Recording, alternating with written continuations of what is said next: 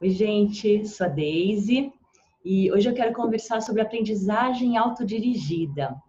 Minha inspiração para fazer esse vídeo veio de um webinário que eu assisti há, acho que uns 10 dias atrás, mais ou menos, com Alex Bretas. O Alex é, assim, incrível, ele vem há alguns anos falando de aprendizagem ágil, autodirigida, ele já criou várias coisas nessa área, né? Então eu conheci ele no tempo da multiversidade e conheci ele através de várias conexões. E ele fala muito da aprendizagem autodirigida e livre, né? Sem a necessidade da escola tradicional, da pós-graduação, da universidade, não necessariamente, né? E uma coisa que ele falou no vídeo que me inspirou muito foi a simplicidade da gente compartilhar o que a gente aprende.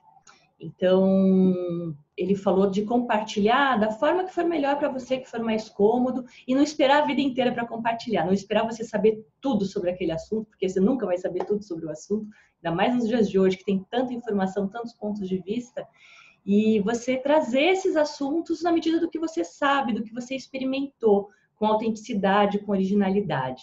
Então, ele me inspirou muito a começar aqui por esse primeiro vídeo falando de aprendizagem autodirigida do meu ponto de vista, de como eu tenho aprendido dessa forma, né?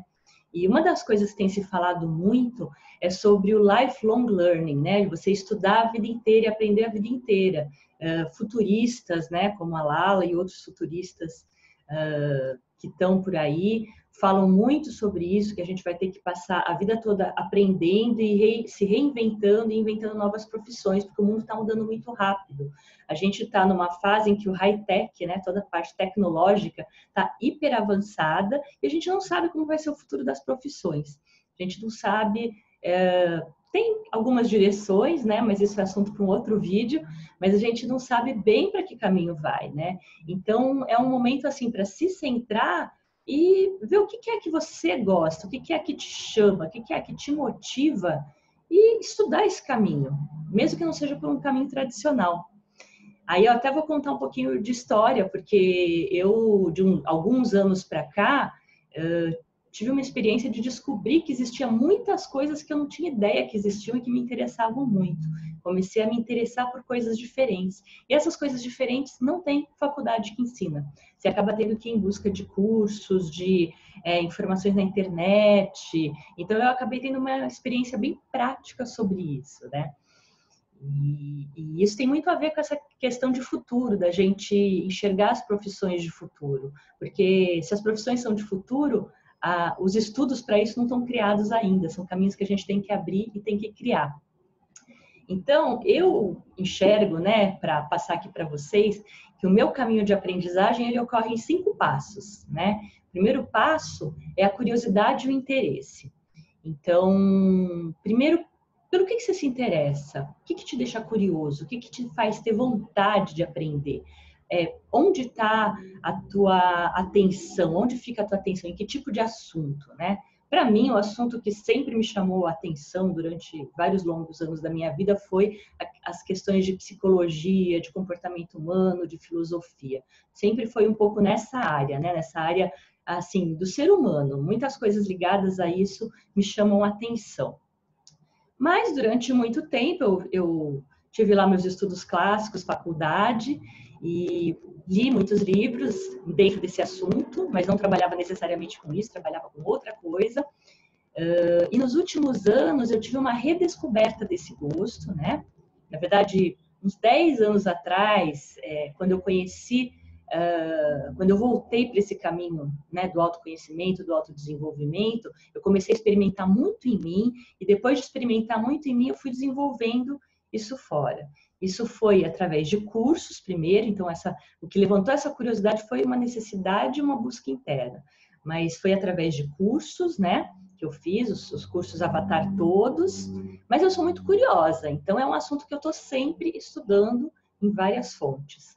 Então, e aí eu comecei a expandir esse conhecimento, além do conhecimento, o autoconhecimento em mim, o lidar comigo mesma, como é que eu faço para lidar com as outras pessoas? Como é que eu faço para ajudar as outras pessoas, para melhorar a vida delas também, assim como aconteceu com a minha? E essa questão comportamento, hoje a gente tem N recursos, né? N recursos para buscar conhecimento mesmo. Então, existe tanto o recurso cursos, né? Desde os tradicionais até os não tradicionais, né? O Avatar, por exemplo, é um curso livre. É um curso que você faz o primeiro módulo no fim de semana, você faz o primeiro curso em 9 dias, e aquilo ali já começa a transformar a sua vida. Ele tem muito, uma coisa que se fala no Avatar, é essa questão da prática, né?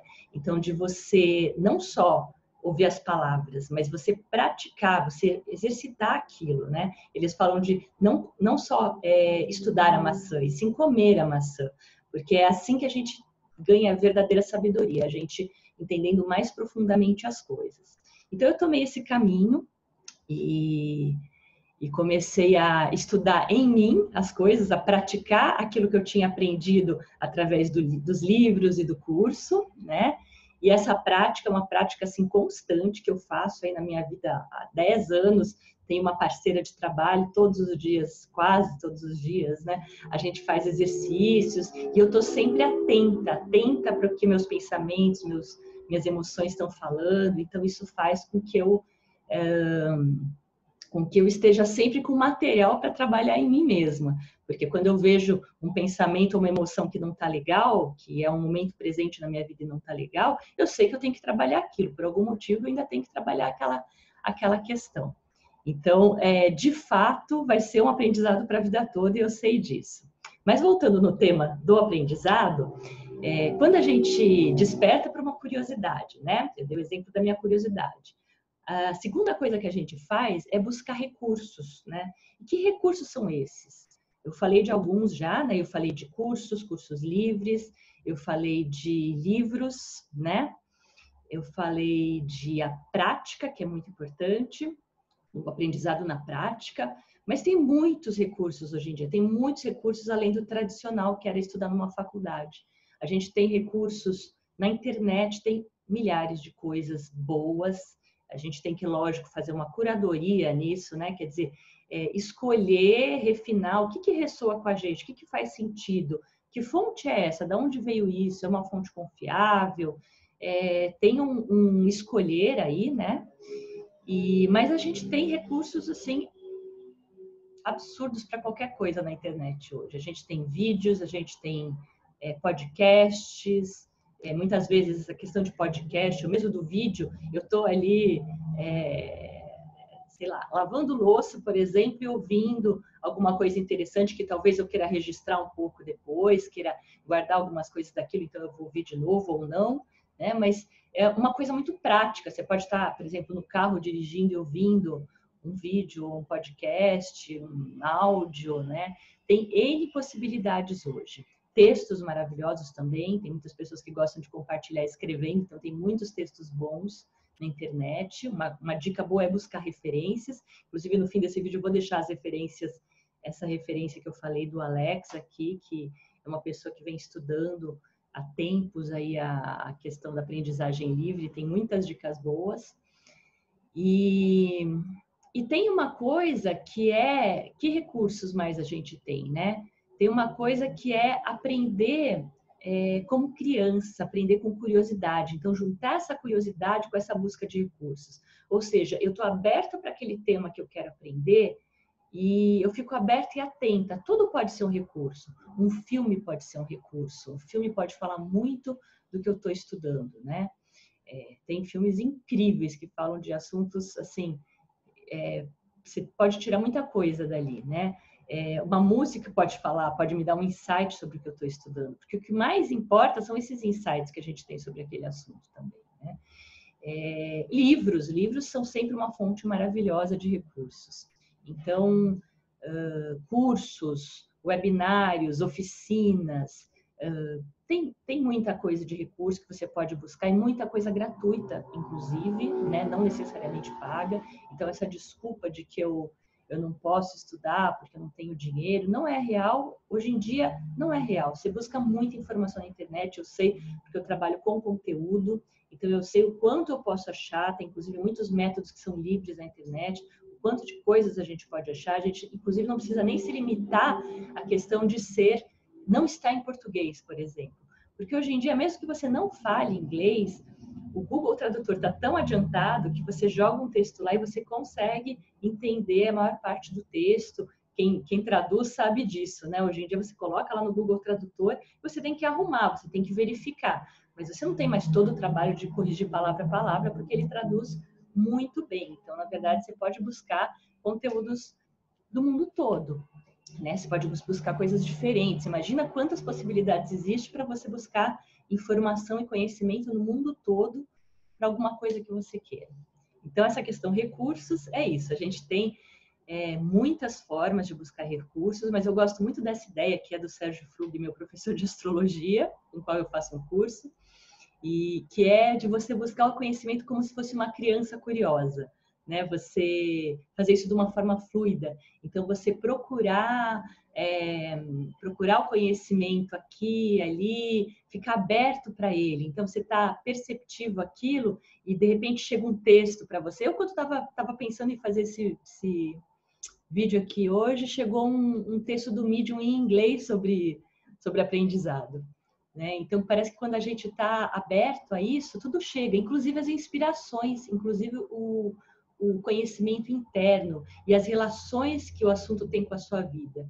Que esse é o aprendizado mais profundo e importante que você pode ter. Então, aproveitem para explorar como crianças os recursos. Aí eu diria que o terceiro ponto é, quando a gente está realmente estudando, a gente precisa começar a coletar e organizar as informações. E o que eu comecei a fazer, né, de algum tempo para cá, quando eu comecei a trabalhar mais com conteúdo e trabalhar mais com conversas significativas, que é um projeto de conversas significativas, né, que tem um misto de palestra, com roda de conversa e com prática, eu comecei a coletar de forma organizada meus conteúdos. Então, eu vou contar o que eu faço, tá? Depois vou dar referências para vocês, porque, por exemplo, o Alex tem mais outras dicas maravilhosas lá. Eu tenho uma biblioteca virtual, então eu tenho lá uma pastinha dentro do meu computador chamada Estudos, e dentro dessa pastinha de estudos eu tenho várias pastas, as pastas com os assuntos. Então eu tenho, por exemplo, quero estudar o assunto neurociência, quero estudar o assunto física quântica, quero estudar o assunto astrologia, que eu citei aqui, o assunto círculo de mulheres, né, ou terapias. Eu tenho, enfim, você abre lá todas as pastas dos assuntos que te interessam. E dentro dessa pasta você coloca tudo que você encontra e que parece legal relacionado com aquele assunto, mesmo que seja uma coisa que você quer olhar depois. Então, eu encontrei, por exemplo, abri lá um arquivo com o assunto, vou dar o exemplo daqui de hoje, assunto aprendizagem autodirigida. Aí eu achei textos legais do Alex, eu coloco lá o link do texto e coloco o texto lá para que depois eu possa grifar o que eu achei de mais importante e aprender sobre aquele assunto, ou seja, estudar aquele assunto. E assim eu faço com vários assuntos, assuntos de futurismo, assuntos de comportamento dentro de empresas, né? Eu vou abrindo vários arquivos e vou estudando, organizando os meus assuntos lá dentro.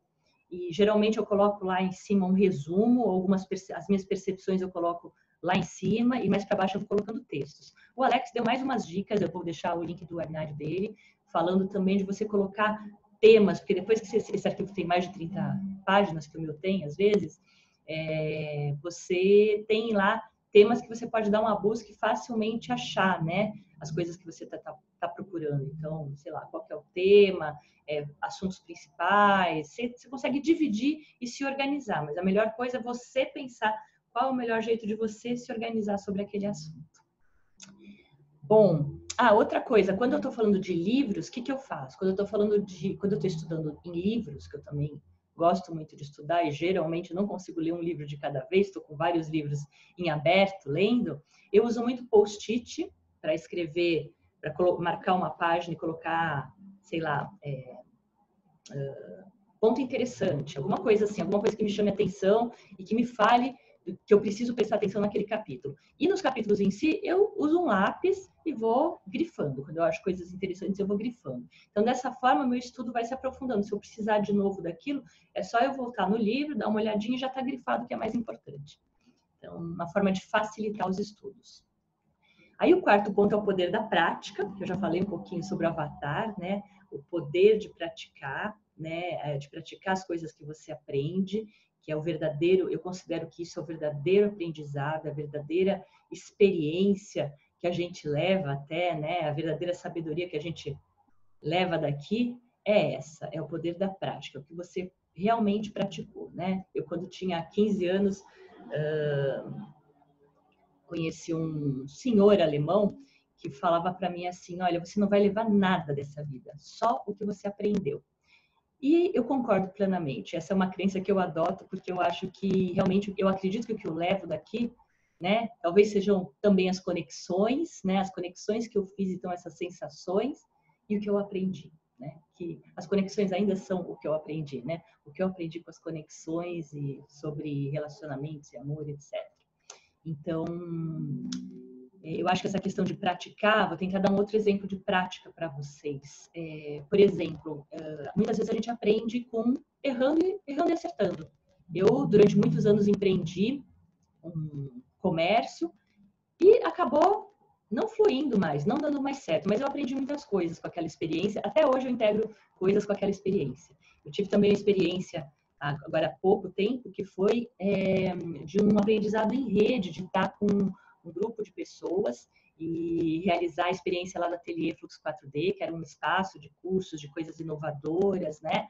E eu tive muitos aprendizados ali, muitos aprendizados preciosos com aquela experiência. Foi uma experiência de quase um ano, mas, assim, os aprendizados, tanto de conhecimento como de conexões, foram muito preciosos. Então, essa prática, colocar em prática, se arriscar, se jogar, às vezes, é muito importante também. E acho que tem algumas perguntas básicas que a gente pode fazer quando a gente está querendo aprender alguma coisa, que são, como que eu posso praticar isso? Se é uma técnica, por exemplo, com quem eu posso trocar essa técnica? Com quem eu posso praticar essa técnica? De repente, sem ter que desembolsar o dinheiro, tipo um colega que fez o curso e a gente pode trocar entre a gente, né? Então, isso é muito importante. Ou como eu posso experimentar isso? Então, se eu estou estudando sobre empreendedorismo, como eu posso experimentar, de repente, em pequenos passos? Talvez não precise de vez abrir um negócio com não sei quantos funcionários. Talvez eu possa experimentar autoempreender-me, que é uma coisa também bem atual. Então, nesse ponto do poder da prática, acho que essa pergunta é muito importante para as coisas que a gente está aprendendo. Como a gente pode experimentar, como a gente pode praticar. E, por fim, acho que o quinto ponto, que foi esse ponto que o Alex me chamou muita atenção e que me inspirou a fazer esse vídeo, é o compartilhar, né? Ele comentou que quando a gente compartilha, a gente consegue organizar as informações que a gente tem na nossa cabeça ou no papel, como a gente preferir, e isso faz com que a gente aprofunde os conhecimentos. E eu vejo mais, eu vejo que com compartilhar, a gente também falou disso, né? Mas eu vejo que com compartilhar, que também é a intenção do Conversas Significativas, você consegue trocar com o outro. E como cada um de nós é um universo, quando eu troco com o outro, eu amplio o meu universo também. Eu amplio meus pontos de vista, eu amplio minhas impressões sobre aquele assunto, eu amplio meus conhecimentos, minhas referências. Então, compartilhar realmente é uma coisa incrível, né? É uma coisa que também está se falando muito, né? O compartilhar e usar a inteligência coletiva, usar a inteligência de grupo para criar novas coisas, para achar soluções e assim por diante, né?